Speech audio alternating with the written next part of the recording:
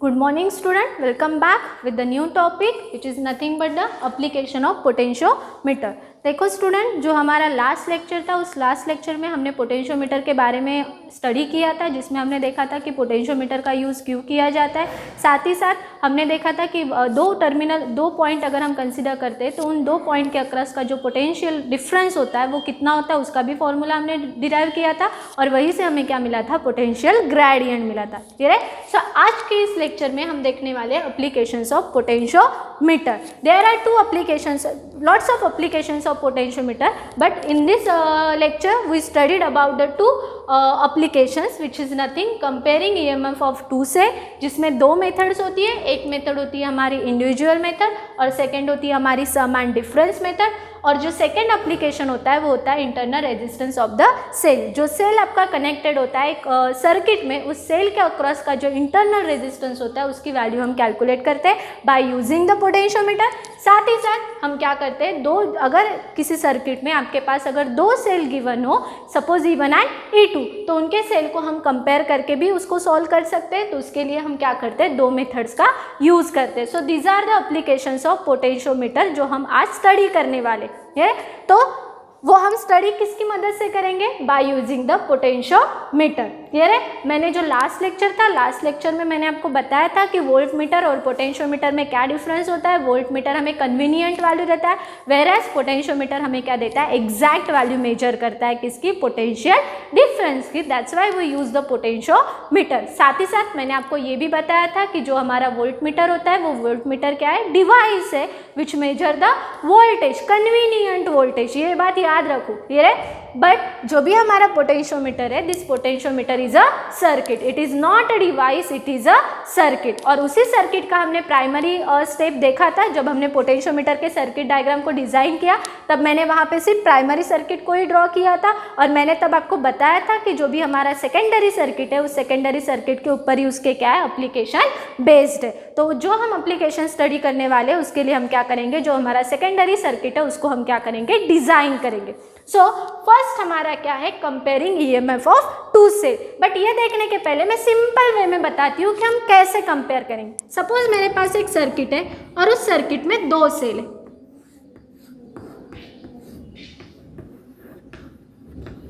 ये हमारा first cell हो गया जिसको मैं नाम दे देती हूँ E1।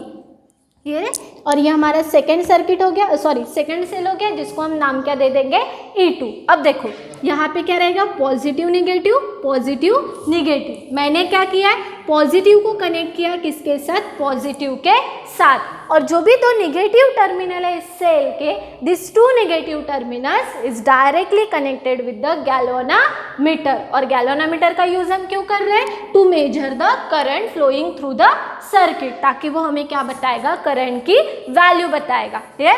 अब देखो यहाँ पे टू पॉसिबिलिटीज हो सकते हैं। कैसे, यहाँ पे हमने कितने सेल कनेक्ट किए हैं, दो सेल कनेक्ट किए। सो दोनों सेल में से करंट फ्लो होगा। अगर हम फर्स्ट सेल की बात करते तो फर्स्ट सेल में से जो करंट निकलेगा वो इस डायरेक्शन में रहेगा, मतलब क्या रहेगा, ऐसे। ठीक है। और जो भी हमारा सेकेंड सेल है वो सेकेंड सेल में से भी क्या होगा, करंट फ्लो होगा। तो उसकी डायरेक्शन क्या रहेगी, इस डायरेक्शन में। ये रहेगा हमारा करंट I1 और ये हमारा रहेगा करंट I2। मतलब ये फ्लो कैसे होगा, इस डायरेक्शन में। अब देखो गैल्वेनोमीटर में सबसे पहले नीडल कहाँ पे होती है, जीरो के ऊपर। तो अब हमें दोनों साइड से करंट फ्लो हो रहा है। तो अगर हमारा करंट इस डायरेक्शन में अगर फ्लो होता है तो गैल्वेनोमीटर डिफ्लेक्शन कौन से डायरेक्शन में देगा, इस डायरेक्शन में, पॉजिटिव। अगर हमारा करंट इस डायरेक्शन में फ्लो होता हो, पहले हम गए एंटी क्लॉकवाइज, अब हम जाएंगे क्लॉकवाइज। तो एंटी क्लॉकवाइज जब करंट फ्लो हुआ तो गैल्वेनोमीटर की जो नीडल थी जो कहाँ पे है, सेंटर में, वो कहाँ चली गई, इस डायरेक्शन में। अब हम कैसे जा रहे हैं, क्लॉकवाइज। तो जैसे ही हम क्लॉकवाइज जाते हैं तो जो भी हमारा डिफ्लेक्शन है, गैल्वेनोमीटर का जो नीडल है वो इस डायरेक्शन में आ जाएगा। मतलब ये आएगा यहाँ पे हमें क्या मिलेगा, निगेटिव। मतलब देखो दो बार ये डिफ्लेक्शन दे रहा है। एक कंडीशन ये हो सकती है कि ये पॉजिटिव डायरेक्शन में चले जाए नीडल। सेकेंड कंडीशन ये हो सकती है कि नीडल हमारी कहाँ पे चले जाए, नेगेटिव साइड में। क्यों हो रहा है, क्योंकि हमने दो सेल को यहाँ पे क्या किया है, कनेक्ट किया है एक ही साथ। ठीक है। अब देखो कैसे नीडल इस साइड या फिर इस साइड जाएगी, राइट साइड जाएगी कि लेफ्ट साइड जाएगी। देखो नीडल का जो शिफ्टिंग है वो डिपेंड होगा किसके ऊपर, ईएमएफ के ऊपर। जिसकी वैल्यू ज़्यादा उस डायरेक्शन में हमारा करंट ज़्यादा फ्लो होगा। सपोज अगर मैं कंसिडर करती हूँ यहाँ पे E1 का वोल्टेज है 12 वोल्ट या फिर 10 वोल्ट और E2 का वोल्टेज है 12 वोल्ट। अब मुझे बताओ किसका वोल्टेज ज़्यादा है, E2 का। तो नीडल को करंट हमारा कैसे फ्लो होगा, क्लॉकवाइज डायरेक्शन में। अगर हमारा करंट क्लॉकवाइज डायरेक्शन में फ्लो हो रहा है तो नीडल का डिफ्लेक्शन कौन से डायरेक्शन में रहेगा, इस डायरेक्शन में रहेगा। समझ में आ रहा है अब आपको कि कैसे नीडल हमारी डिफ्लेक्ट होगी, which is depend on the value of EMF. Needle का जो भी डिफ्लेक्शन है वो डिपेंड होगा किसके ऊपर, वैल्यू ऑफ ईएमएफ के ऊपर। और जिसकी वैल्यू ज़्यादा रहेगी उसी डायरेक्शन में वो नीडल क्या होगी, डिफ्लेक्ट होगी। अब देखो यहाँ पे मैं क्या करती हूँ, एक सर्टन डिवाइस हम यहाँ पे लगा देते हैं विच रिड्यूस द करंट, जो क्या कर रहा है, करंट की वैल्यू को रिड्यूस कर रहा है। यहाँ पे मैंने कोई भी डिवाइस ले लो, हमने यहाँ पे कनेक्ट कर दिया। अब वो क्या कर रहा है, करंट की वैल्यू को रिड्यूस कर रहा है। ईएमएफ क्या हो जाएगा, रिड्यूस हो जाएगा। 12 का कितना मिला, 11 वोल्ट, फिर से रिड्यूस हो गया, कितना मिल गया, 10 वोल्ट। अब देखो E2 कितना है, 10 वोल्ट, और साथ ही साथ E1 कितना है, 10 वोल्ट। दोनों की वैल्यू क्या है, इक्वल हो गया। मतलब हम यहाँ पे लिख सकते हैं E1 is equals to E2। दोनों के ईएमएफ क्या हो चुके हैं, सेम हो चुके हैं। तो अब डिफ्लेक्शन कौन से डायरेक्शन में जाए, प्लस में जाएगा कि माइनस में जाएगा।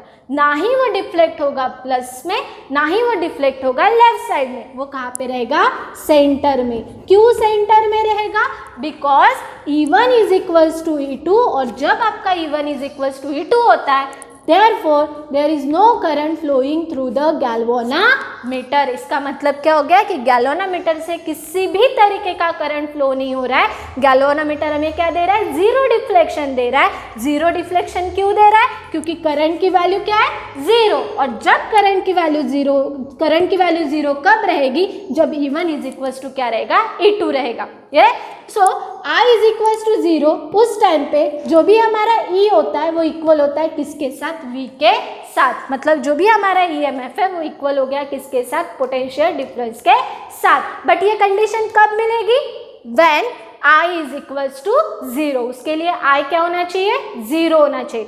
If I is not equals to 0, मतलब I की कुछ तो भी वैल्यू है, यहाँ पे हम ले लेते हैं स्मॉल है।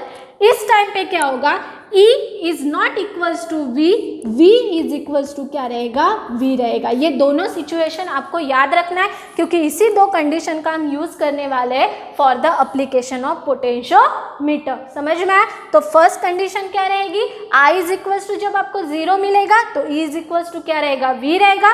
When I is not equals to 0, so V is equals to क्या मिलेगा, V मिलेगा। समझ में आ रहा है। और ये आपको I इज इक्वल्स टू 0 कब मिलेगा, जब ये दो सेल का जो भी EMF है वो क्या रहेगा, इक्वल रहेगा। मतलब E1 is equals to E2 होना चाहिए।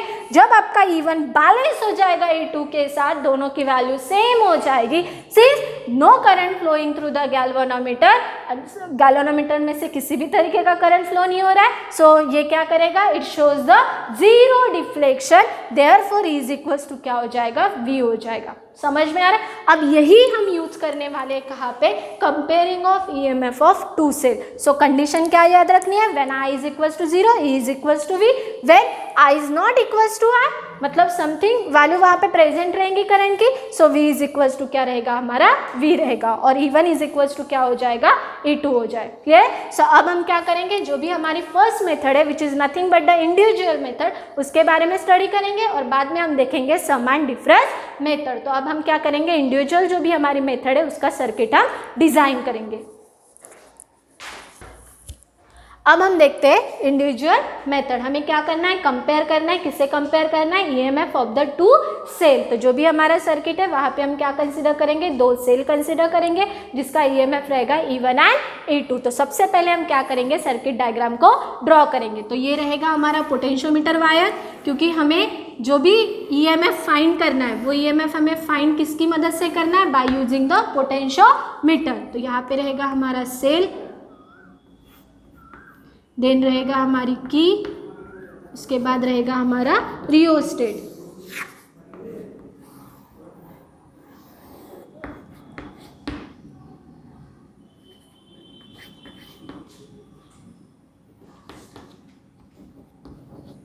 This is E plus minus, then ये रहेगा हमारा मेन की और ये रहेगा हमारा रियोस्टेट। ये रहेगा हमारा पोटेंशियोमीटर जिसके दो टर्मिनल रहेंगे पी एंड क्यू। पी हमारा क्या रहेगा हायर टर्मिनल और क्यू हमारा क्या रहेगा लोअर टर्मिनल। अब यहाँ पे हम कनेक्ट करते हैं दो सेल को जिसका ईएमएफ हमें क्या करना है फाइंड करना है। सो ये रही हमारी फर्स्ट सेल,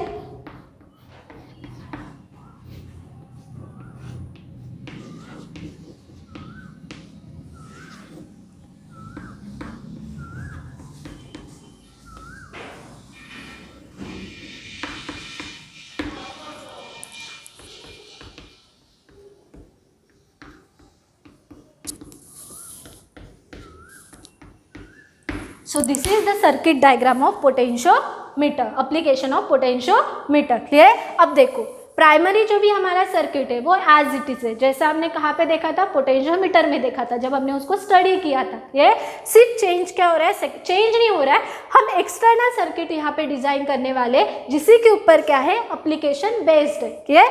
अब हमें क्या करना है ईएमएफ कैलकुलेट करना है किसका दो सेल का, उसको हमें क्या करना है कंपेयर करना है। तो यहाँ पे मैंने दो सेल कंसीडर किए, इसके पहले ही मैंने आपको एक छोटा सा सर्किट में समझा के दिया। सो ये रहेगा हमारा फर्स्ट सेल जिसका ईएमएफ रहेगा E1 और ये रहेगा हमारा सेकेंड सेल जिसका ईएमएफ रहेगा E2। दोनों के जो पॉजिटिव टर्मिनल्स है वो मैंने एक कनेक्ट किया है किसके साथ पोटेंशियोमीटर के P पॉइंट के साथ, और ये जो भी हमारा पोटेंशियोमीटर का P पॉइंट है वो कनेक्टेड है किसके साथ मेन जो हमारा सेल है जो क्या करेगा करंट प्रोवाइड करेगा इस पूरे सर्किट को उसके पॉजिटिव टर्मिनल के साथ। देन जो भी हमारे निगेटिव टर्मिनल है this negative terminal is connected with the key, और की के जो रिमेनिंग टर्मिनल्स है वो डायरेक्टली कनेक्टेड रहेंगे किसके साथ गैल्वेनोमीटर के साथ। तो जो भी है मैंने थोड़े देर पहले आपको जो सर्किट बताया था ये वाला सेम सर्किट मैंने यहाँ पे भी डिज़ाइन किया ये है। सो ये जो भी सर्किट है वही मैंने यहाँ पे डिज़ाइन किया है, समझ में आ गया। So E1 and E2 these are the two cells जिसके ईएमएफ को हमें क्या करना है कंपेयर करना है। इसके जो भी नेगेटिव टर्मिनल है वो कनेक्टेड रहेंगे गैल्वेनोमीटर के साथ, देख सकते हो यहाँ पे भी। और जो भी दो पॉजिटिव टर्मिनल है this two positive terminal is directly connected with the EMF of the cell. So ये हो गई हमारी कंस्ट्रक्शन। अगर हम कंस्ट्रक्शन की बात करते हैं तो सबसे पहले हम कंसिडर करेंगे, यहाँ पे हम कंसिडर करेंगे की जो हमारी मेन की रहेंगी। Then there are also two plug key K1 and K2। Then जो ईएमएफ हमें फाइंड करना है उसकी वैल्यू क्या रहेगी E1 एंड E2, और साथ ही साथ हम क्या यूज करेंगे पोटेंशियोमीटर। यहाँ तक समझ में आ गया। अब हम देखेंगे इसका वर्किंग। तो वर्किंग में सबसे पहले हमें क्या करना है, देखो यहाँ पे जो भी हमारी मेन की है क्योंकि जो भी करंट फ्लो होने वाला है वो किसकी मदद से होने वाला है बिकॉज ऑफ दिस ईएमएफ। ये वाले जो ईएमएफ है उसकी वजह से इसमें से करंट फ्लो नहीं हो रहा है, किसकी वजह से हो रहा है इस सेल की वजह से। ये this is our main cell which is वो जो क्या कर रहा है पूरे सर्किट को करंट प्रोवाइड कर रहा है। बट वो करंट कब प्रोवाइड करेगा जब हम इस मेन की को क्या कर देंगे क्लोज कर देंगे। फिलहाल मैंने उसको ओपन रखी थी, अब हम इसको क्या कर देंगे क्लोज कर देंगे। जैसे ही हमने मेन की को क्लोज कर दिया सो क्या होगा the current will flow from the PQ wire. जो भी हमारा PQ वायर है इस PQ वायर में से करंट फ्लो होना स्टार्ट हो जाएगा। यहाँ तक समझ में आया। अब क्या हो रहा है करंट फ्लो हो रहा है तो सबसे पहले आपको क्या करना है गैल्वेनोमीटर के डिफ्लेक्शन को चेक करना है, मतलब कि आपका सर्किट करेक्ट है या नहीं। ये जब आप प्रैक्टिकल करने जाओगे तो वहाँ पे वो आपको इजीली समझ में आएगा। फिलहाल यहाँ पे थ्योरेटिकल बेस है तो वो थोड़ा सा आपको डिफिकल्ट जा सकता है, बट इसका जो प्रैक्टिकल है वो बहुत ही अच्छे से आपको वहाँ पे समझ में आएगा कि कैसे गैल्वेनोमीटर आपको डिफ्लेक्शन देता है। तो सबसे पहले फर्स्ट पॉइंट ये याद रखना है कि आपको सर्किट करेक्ट है या नहीं वो चेक करना है। उसके लिए आपको क्या करना है जो भी हमारी जॉकी होती है उस जॉकी को दो पॉइंट के ऊपर क्या करना है टैप करना है। पहले P के ऊपर टैप करोगे तो गैल्वेनोमीटर राइट साइड में डिफ्लेक्शन देगा, जब हम Q के ऊपर टैप करेंगे तो गैल्वेनोमीटर लेफ्ट साइड में डिफ्लेक्शन देगा। ठीक है, अगर ये डिफ्लेक्शन एक दूसरे के अपोजिट अगर आते होंगे तो समझ जाना कि आपका सर्किट क्या है करेक्ट है। और इन केस अगर आपका डिफ्लेक्शन ये रहा, पहले गैल्वेनोमीटर का नीडल कहाँ पे होता है 0 के ऊपर, और जब आप दो पॉइंट के ऊपर जॉकी को टैप करोगे तो इस डायरेक्शन में जाएगा और सेकंड जाएगा इस डायरेक्शन में, मतलब दोनों एक दूसरे के क्या होने चाहिए अपोजिट। अगर ये आपको अपोजिट नहीं मिलता हो तो उसके लिए आप क्या करोगे रियोस्टेट का यूज करोगे। बाय यूजिंग द रियोस्टेट हम इसको एडजस्ट करेंगे so that the galvanometer shows the opposite deflection.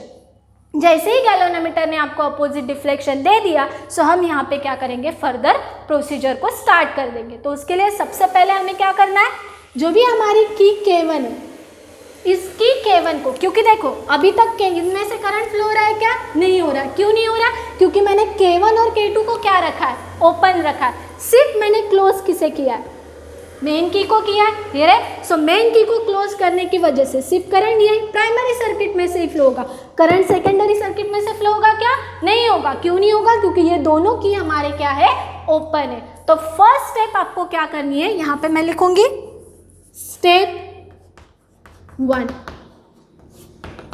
Step 1 में सबसे पहले हमने चेक कर लिया हमारा सर्किट करेक्ट है या नहीं। सो स्टेप 1 में अब हम क्या करेंगे, ये जो भी हमारी की K1 है इसको हम क्या करेंगे, क्लोज कर देंगे। वेयर एज जो भी हमारी की K2 है वो क्या रहेगी, ओपन रहेगी। तो यहाँ पे हम क्या लिखेंगे, की K1 इज क्लोज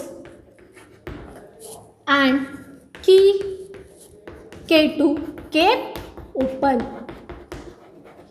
बट इस की को आपको क्या रखना है, क्लोज ही रखना है, इसे आपको ओपन करना नहीं है। ये आपकी क्या रहेगी, क्लोज ही रहेगी। चाहे आप K1 कंसिडर करो, चाहे आप K2 कंसिडर करो, इसे आपको ओपन करना नहीं है। यहाँ तक समझ में, ये बात आपको नोट करनी है। देन अब मैंने सबसे पहले क्या किया, K1 को क्लोज कर दिया। अब क्या होगा, करंट ऐसे फ्लो होगा इस डायरेक्शन में, क्योंकि K2 क्या हमारा ओपन, K2 ओपन होने की वजह से यहाँ पे करंट क्या हो रहा है, लीक हो रहा है। तो इसमें से करंट फ्लो होगा क्या, नहीं होगा। मतलब कनेक्टेड कौन है अभी सर्किट में, सिर्फ E1 कनेक्टेड है। ये अब ये क्लोज होने के बाद हम क्या करेंगे, जॉकी का यूज करेंगे और जॉकी को टैप करेंगे वायर के डिफरेंट पॉइंट के ऊपर। कब तक टैप करना है, जब तक के गैल्वेनोमीटर क्या शो नहीं करता, जीरो डिफ्लेक्शन शो नहीं करता। ये रहे, सपोज गैल्वेनोमीटर ने जीरो डिफ्लेक्शन शो कर दिया P1 के ऊपर, ऐसा मैं कंसिडर करती हूँ। जब आप प्रैक्टिकली करोगे तो आपको वो इजीली समझ में आ जाएगा। आपको एक पॉइंट मिलेगा जहाँ पे गैल्वेनोमीटर कहाँ पे रहेगा, सेंटर में रहेगा। ये रहे, वो हमारा क्या रहेगा, नल डिफ्लेक्शन। नल डिफ्लेक्शन मतलब क्या रहेगा, यहाँ पे करंट फ्लो हो रहा है क्या, नहीं, आई की वैल्यू कितनी हो जाएगी, 0। समझ में आ रहा है। तो यहाँ पे मैं कंसिडर करती हूँ कि सबसे पहले जो भी हमें नल पॉइंट मिला है वो नल पॉइंट किसके ऊपर मिला, P1 के ऊपर। जैसे हमें नल पॉइंट मिल जाता है P1 के ऊपर, तो हम यहाँ पे क्या करेंगे, लेंथ को मेजर करेंगे। जो हमारी लेंथ कौन सी रहेंगी, बैलेंसिंग लेंथ। तो यहाँ पे हम क्या लिखेंगे, लेट बैलेंसिंग लेंथ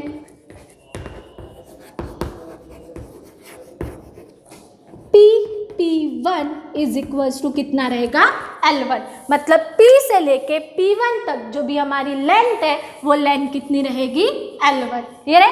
अब यहाँ पे क्या हो चुका है, हमें क्या मिला है, नल पॉइंट मिला है। नल पॉइंट कब मिलता है, when I is equals to 0, मतलब no current flowing through the galvanometer. और जब आपका I इज इक्वल्स टू 0 होता है, तो मैंने कंडीशन क्या बताई थी, देखो याद करो, जब मैंने ये सर्किट आपको समझा के दिया, मैंने बताया था कि दो चीज़ों को आपको दिमाग में फीड करना है।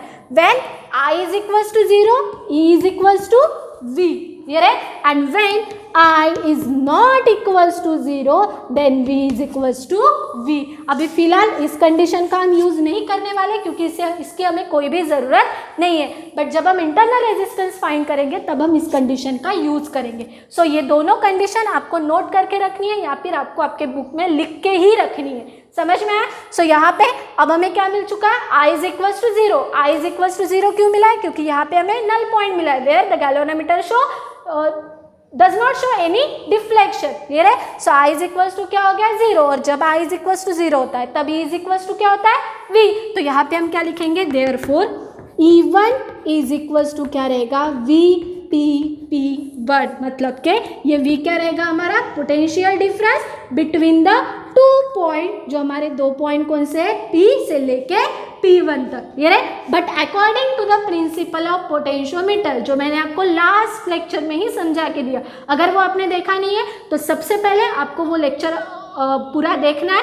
तो जब तक आप वो नहीं लिखोगे तब तक कि आपको ये लेक्चर समझ में नहीं आएगा। तो फर्स्ट थिंग आपको लर्न करना पड़ेगा पोटेंशियोमीटर होता क्या है, उसका प्रिंसिपल क्या होता है, और फिर हम उसके बाद जो भी उसकी एप्लीकेशन है उसके बारे में आप क्या करोगे, स्टडी करोगे। क्लियर है। सो यहाँ पे मैं डायरेक्टली लिखूंगी जो भी हमारे प्रिंसिपल है पोटेंशियोमीटर के, वो क्या होता है, V is directly proportional to L। अब यहाँ पे V की जगह क्या है, VP P1, और L की जगह पे क्या है, L1। तो क्या रहेगा, VPP1 is directly proportional to L1, और प्रोपोर्शनलिटी के लिए हम क्या यूज करते हैं, कांस्टेंट। तो यहाँ पे क्या रहेगा, VPP1 is equals to KL1, where this K is nothing but potential gradient, जो मैंने आपको समझा के दिया था। तो ये हमारा कांस्टेंट है जिसको क्या कहा जाता है, पोटेंशियल ग्रेडियंट कहा जाता है। But VPP1 is equal to E1, तो यहाँ पे मैं ये इसकी जगह पे मैं ये वैल्यू पुटअप कर सकती हूँ। तो यहाँ पे क्या मिलेगा,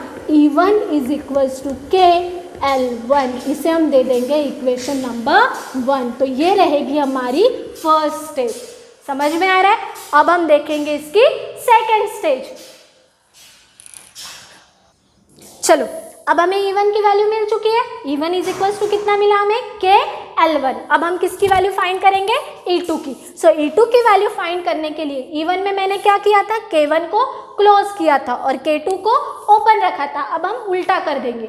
अब हम क्या करेंगे, E1 को ओपन कर देंगे और K1 को ओपन कर देंगे और K2 को क्या करेंगे, क्लोज करेंगे। वेयर एज इस की को आपको क्या रखना है, क्लोज ही रखना है, इसे आपको ओपन नहीं करना। ये बार बार इसके लिए बता रही हूँ क्योंकि अगर आपने इस की को ओपन रख दिया तो इस सर्किट में से किसी भी तरीके का करंट फ्लो नहीं होगा और आपको एग्जैक्ट वैल्यू नहीं मिलेगी। सो यही बात इसलिए मैं बार बार बता रही हूँ कि इस की को हमें क्या रखना है, क्लोज ही रखना है। सिर्फ हमें ओपन या फिर क्लोज किसे करना है, K1 एंड K2 को। तो स्टेप 1 में हमने K1 को क्लोज किया, K2 को ओपन किया to find the value of E1। अब हम क्या करेंगे, K2 को क्लोज करेंगे, K1 को ओपन रखेंगे to find the value of E2। तो यहाँ पे मैं क्या लिखूंगी कि K2 इज क्लोज एंड की K1 केप्ट ओपन। यहाँ तक हो गया।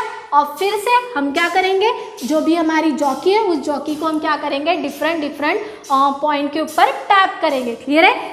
जैसे ही हम जॉकी को कब तक टैप करना है, जब तक के गैल्वेनोमीटर जीरो डिफ्लेक्शन शो नहीं करता। सपोज गैल्वेनोमीटर ने जीरो डिफ्लेक्शन शो किया है किसके ऊपर, P2 के ऊपर। ये है। अब देखो गैल्वेनोमीटर ने हमें क्या दिया है, जीरो डिफ्लेक्शन दिया है। जीरो डिफ्लेक्शन दिया इसका मतलब no current flowing through the galvanometer. Galvanometer में से किसी भी तरीके का करंट फ्लो हो रहा है क्या, नहीं हो रहा है। ये अब यहाँ पे देखो, जैसे ही आपको नल पॉइंट मिल जाता है तो सबसे पहले हम फाइंड क्या करेंगे, बैलेंसिंग लेंथ। किसके किसके बीच की, P से लेके P2 के बीच की। तो यहाँ पे क्या रहेगा, लेट बैलेंसिंग लेंथ क्या रहेगा हमारा, PP2 इज इक्वल्स टू, हम कंसिडर करते हैं वो कितना है, L2 है। ये अब देखो I is equals to 0, when I is equals to 0 E is equals to V। अब यहाँ पे E का कौन सा रहेगा हमारा, E2। तो क्या रहेगा यहाँ पे, therefore E2 is equals to क्या रहेगा हमारा, VPP2। सॉरी, फर्स्ट कंडीशन में मैंने यहाँ पे रीजन नहीं लिखा, आपको वहाँ पे रीजन लिखना पड़ेगा। दोनों का रीजन सेम रहेगा। Since no current flowing through galvanometer, या फिर आप EMF भी लिख सकते हो, since no current flowing through the EMF E1।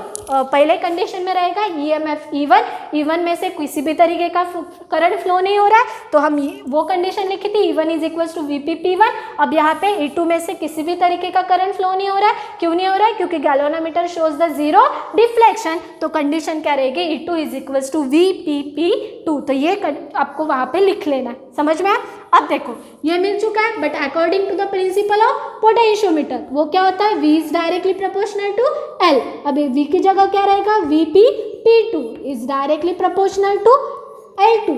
इसके लिए हम यूज करेंगे कांस्टेंट। तो क्या रहेगा, VPP2 is equals to KL2, but this equals to this, तो क्या रहेगा E2 is equals to KL2। अब आपको किसकी वैल्यू मिल चुकी है, E2 की भी वैल्यू मिल चुकी है। दोनों का हमें क्या करना है, कंपेयर करना है, क्योंकि एप्लीकेशन क्या था, comparing EMF of the two cell. तो अब यहाँ पे हम क्या करेंगे, जो भी हमारा इक्वेशन नंबर 1 है, जो हमें स्टेप 1 में मिला था, जिसका स्क्रीनशॉट आपने ले लिया होगा, सो उसको हमें डिवाइड करना है किसके साथ, इक्वेशन नंबर 2 के साथ। तो यहाँ पे हम लिखेंगे divide equation 1 by 2। So we get क्या मिलेगा, E1 upon E2 is equals to KL1 upon KL2। K हमारा क्या है, constant which get cancel with each other. So directly क्या मिलेगा, E1 upon E2 is equals to L1 upon L2। So by knowing the value of L1 and L2, we easily compare the EMF of the two cell which is E1 and E2। अगर आपको L1 की value पता है, जो आपको directly मिल जाएंगी, metre, यहाँ पे मीटर स्केल कनेक्टेड होती है, मीटर स्केल से आप L1 को मेजर कर दो, by using metre scale we can also measure the L2। दोनों की वैल्यू यहाँ पे पुटअप कर दो, तो आपको आप इन दोनों को कंपेयर कर सकते हो, किसका EMF ज़्यादा है, किसका EMF कम है। और EMF दोनों का इक्वल कब रहेगा, when I is equals to 0 रहेगा, तब आपका E1 इज इक्वल्स टू क्या हो जाएगा, E2 हो जाएगा, जिसे क्या कहा जाता है, बैलेंसिंग कंडीशन। बट ये होगी हमारी इंडिविजुअल मेथड। इसी तरीके से आप दो EMF को कंपेयर कर सकते हो by using the sum and difference method, जो हम अभी देखेंगे। अब हम फिर से वही करने वाले, EMF को कंपेयर करेंगे, बट यहाँ पे हम अनदर मेथड यूज़ करने वाले हैं which is nothing but a sum and difference method. दोनों में ज़्यादा डिफरेंस नहीं है, सिर्फ दोनों के जो इक्वेशंस है वो थोड़ा सा अलग अलग है, बाकी मेथड, वर्किंग, कंस्ट्रक्शन वो सेम है, जैसे हमने कहाँ पे देखा था, इंडिविजुअल मेथड में। तो मैं उसको रिपीट नहीं करूँगी फिर से, क्योंकि कंस्ट्रक्शन मैंने आपको इसके पहले थोड़ी देर में बताया था, उसके बाद साथ ही साथ मैंने आपको वर्किंग बताया, क्लियर है। सो हम डायरेक्टली स्टार्ट करेंगे वर्किंग से। अब देखो यहाँ पे, this is the circuit diagram of comparing EMF of the two cell by using the sum and difference method. देखो प्राइमरी सर्किट आपका एज इट इज़ है, मैंने बताया था कि प्राइमरी सर्किट आपका सेम रहेगा।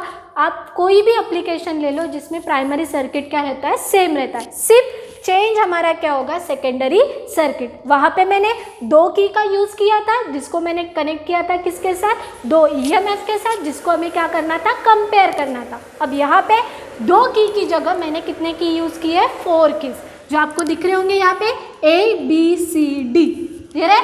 और 2 हमारे EMF कौन से रहेंगे, ये रहेगा हमारा E1, जिसको हमें कंपेयर करना है किसके साथ, E2 के साथ। वहाँ पे भी मैंने क्या बताया था, दोनों को हमें कनेक्ट कैसे करना है, दोनों का जो भी पॉजिटिव टर्मिनल है वो कनेक्टेड होना चाहिए किसके साथ, एक दूसरे के साथ। तो यहाँ पे देखो इसका पॉजिटिव कनेक्टेड है E2 के पॉजिटिव के साथ, और दोनों के जो भी निगेटिव टर्मिनल है वो कनेक्टेड है हमारे किसके साथ, गैल्वेनोमीटर के साथ। तो दोनों में, चाहे वो इंडिविजुअल मेथड रहे, चाहे वो सम एंड डिफरेंस मेथड रहे, दोनों में आपको यही याद रखना है, E1 और E2 के पॉजिटिव टर्मिनल एक दूसरे के साथ कनेक्ट होना चाहिए, और E1 और E2 के जो निगेटिव टर्मिनल्स होते हैं वो कनेक्टेड होने चाहिए किसके साथ, गैल्वेनोमीटर के साथ, ठीक है।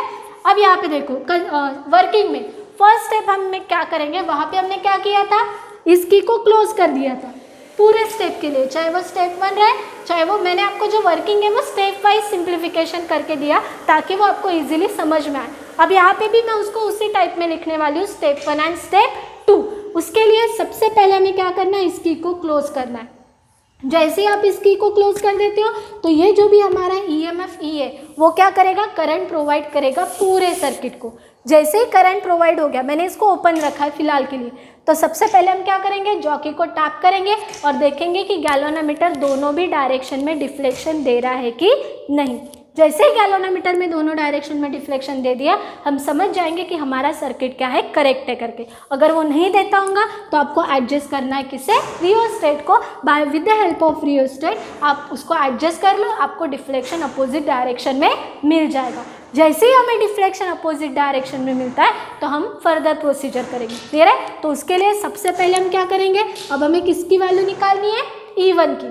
E1 की वैल्यू मतलब E1 और E2 इसको हम साथ ही में अब कंसिडर करने वाले हैं। उसके लिए सबसे पहले हम क्या करेंगे, जो भी हमारी ये 2 की है A और C, जिसको मैंने इंडिकेट किया ABCD से, ये सो ए और सी को हम क्या कर देंगे, क्लोज कर देंगे, वेयर एज बी और डी को हम क्या रखेंगे, ओपन रखेंगे। तो यहाँ पे हमारी स्टेप 1 क्या रहेगी, स्टेप 1 क्या लिखेंगे आप कि A and C is close and की कौन सी हमारी second, B and D kept open.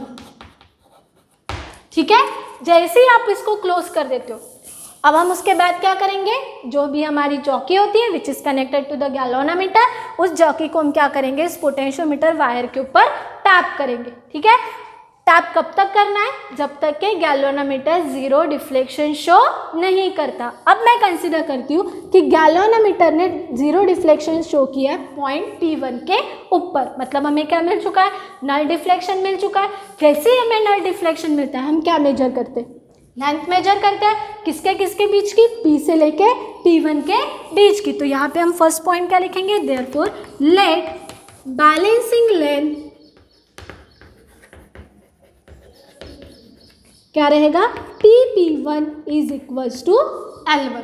अब आपको बैलेंसिंग लेंथ मिल चुकी है और सेकेंड कंडीशन मैंने क्या बताई थी, when I is equals to 0, E is equals to V।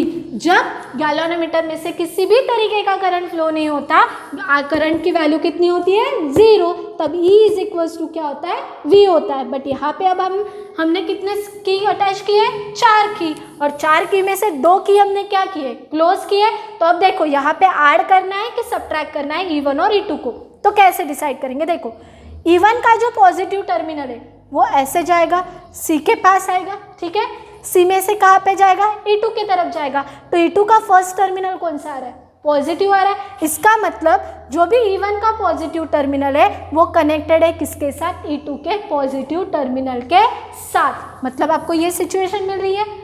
ये सिचुएशन मतलब क्या रहेगा, जब E1 का पॉजिटिव कनेक्टेड रहेगा E2 के पॉजिटिव के साथ, या फिर ऐसा भी आप याद रख सकते हो, E1 का जो नेगेटिव टर्मिनल है which is connected to the positive terminal of the E2, तब आपको क्या लेनी है, सम लेनी है। मतलब यहाँ पे क्या रहेगा, E1 plus E2। Individual method में एक ही सेल हमने कंसिडर किया था, तो हमने सिंपली लिखा था E1, बट अब यहाँ पे 4 के होने की वजह से हमने 2 की को एट अ टाइम क्लोज किया है, तो दोनों भी EMF हमें मिलेंगे। सिर्फ अब याद रखना है कि हमें सम कब लेनी है और डिफरेंस कब लेना है, उसके लिए ये डायग्राम आपको याद रखनी है। समझ में आया। सो E1 का पॉजिटिव, व्हेन E1 का जो पॉजिटिव टर्मिनल है वो कनेक्टेड रहेगा E2 के पॉजिटिव टर्मिनल के साथ, तो यहाँ पे साइन क्या लेना है, प्लस लेना है। इज इक्वल्स टू क्या रहेगा, वो equation I is equals to 0, so E is equals to V, तो क्या रहेगा VPP1। But according to the principle VPP1 is directly proportional to L1, so VPP1 is equals to K L1, this equals to this रहेगा, तो क्या मिलेगा, E1 plus E2 is equals to K L1। इसे हम दे देंगे equation number 1। ठीक है, अब हम क्या करेंगे, स्टेप नंबर 2। पहले मैंने किसको ओपन रखा था, B एंड D को, किसे क्लोज किया था, A एंड C को। अब हम उल्टा कर देते हैं। अब यहाँ पे मैं क्या करूँगी कि B and D is close and कि A and C kept open. ठीक है, ये होने के बाद जॉकी को फिर से हम टैप करेंगे वायर के ऊपर। कब तक टैप करना है, जब तक कि गैल्वेनोमीटर जीरो डिफ्लेक्शन शो नहीं करता। सपोज गैल्वेनोमीटर ने जीरो डिफ्लेक्शन शो किया किसके ऊपर, पॉइंट P2 के ऊपर, तो आपको क्या मिल जाएगी, बैलेंसिंग लाइन मिल जाएंगे। तो यहाँ पे क्या रहेगा, let balancing line PP2 is equals to L2।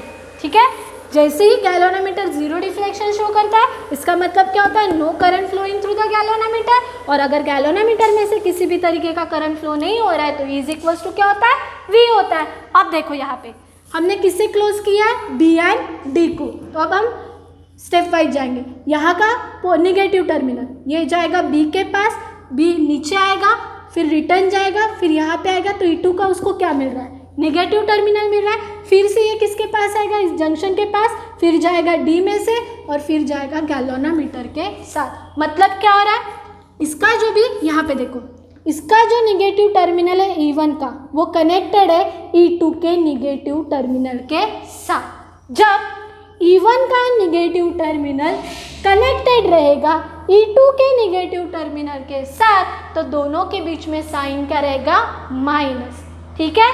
और जब E1 का निगेटिव टर्मिनल कनेक्टेड रहेगा E2 के पॉजिटिव टर्मिनल के साथ तो साइन क्या रहेगा, पॉजिटिव, जो मैंने यहाँ पे लिया, ठीक है। अब यहाँ पे E1 का निगेटिव कनेक्टेड है किसके साथ, E2 के निगेटिव के साथ, तो साइन क्या यूज करना है, माइनस, तो क्या रहेगा E1 minus E2 is equals to VPP2।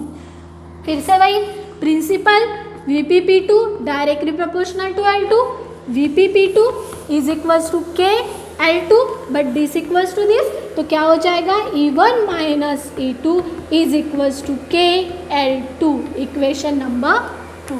अब हम क्या करेंगे, divide equation 1 with respect to 2, तो यहाँ पे लिखेंगे हम डिवाइड इक्वेशन 1 बाय 2 और साथ ही साथ हम यहाँ पे यूज़ करेंगे कंपोनेंडो एंड डिविडेंडो प्रॉपर्टी को, तो क्या रहेगा E1 प्लस E2। अब हमें कंपोनेंडो और डिविडेंडो भी यूज़ करना है, मतलब डिनोमिनेटर और न्यूमरेटर को हमें क्या करना है, साथ ही साथ मल्टीप्लाई भी करना है और डिवाइड भी करना है, क्लियर है। सो यहाँ पे क्या रहेगा, माइनस ये वाला E1 माइनस E2, क्योंकि ये हमारा डिनोमिनेटर रहेगा, divided by E1 minus E2, यहाँ पे माइनस रहेगा, E1 सॉरी ऊपर रहेगा प्लस और नीचे रहेगा माइनस, यहाँ पे क्या आ जाएगा E1 plus E2 is equals to क्या रहेगा L1 प्लस L2, ऊपर हम प्लस करेंगे नीचे हम माइनस करेंगे, तो क्या रहेगा L1 माइनस L2। वैसे ही मैंने यहाँ पे किया है, ऊपर हमें क्या करना है, प्लस करना है, नीचे हमें क्या करना है, माइनस करना है, समझ में आया।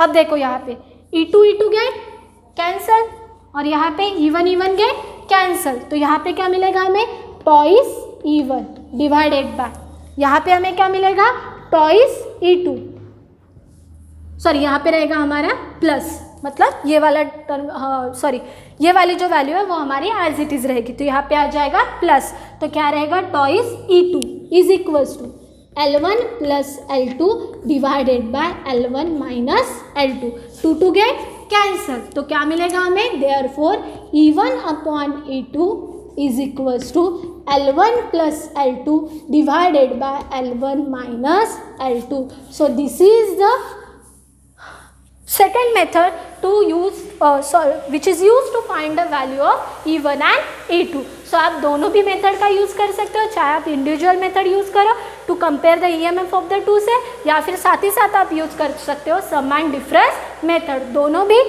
मेथड से आपको EMF को कंपेयर करना आ सकता है, जो इसमें हम क्या करेंगे, 2 सेल आपको कंसिडर करना पड़ेगा E1 एंड E2, उसको आपको कंपेयर करना है, तो साथ ही साथ आपको क्या मिल जाएगी कंपेयर करने के लिए बैलेंसिंग लेंथ। बैलेंसिंग लेंथ को आप डायरेक्टली मेजर कर लो by using the meter scale, so we can compare this two values, clear है। So this is our today's lecture, जहाँ पे हमने एप्लीकेशन का फर्स्ट पार्ट देखा था, comparing EMF of the two cell by using the individual method and sum and difference method. जो भी हमारा सेकेंड एप्लीकेशन है which is nothing but the internal resistance of the cell, उसको हम solve करेंगे हमारे नेक्स्ट लेक्चर में। तब तक के लिए बी हैप्पी।